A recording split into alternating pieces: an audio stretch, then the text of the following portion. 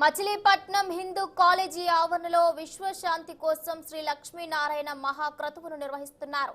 మన్యు సూక్త హోమంలో భాగంగా ప్రత్యేక పూజలు చేశారు. ఉదయం నుండి భక్తి శ్రద్ధలతో పెద్ద ఎత్తున కార్యక్రమాన్ని నిర్వహిస్తున్నారు. త్రిదండి అష్టాక్షరి సంపత్ కుమార్ రామంజి చిన్నచియార్ స్వామి పర్యవేక్షణలో హోమం 13 యజ్ఞశాలల్లో 108 హోమగుండాల్లో 5 రోజులు కొనసాగనుంది.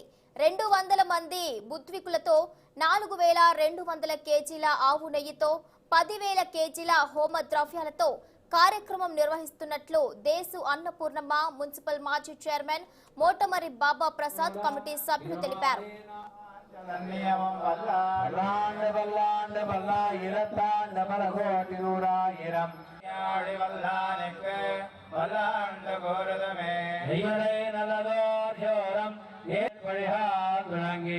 ఓం అస్మద్గురుభ్యో నమః.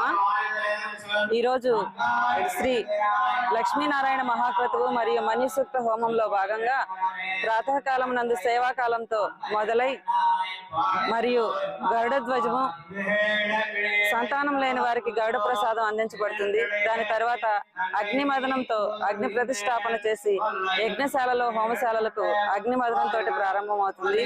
దీనికి యజ్ఞకర్తలు అందరూ కూడా వచ్చి భాగస్వాములు అవుతున్నారు.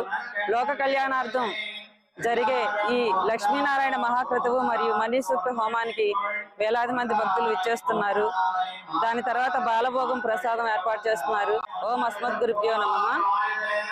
ఈరోజు శ్రీ లక్ష్మీనారాయణ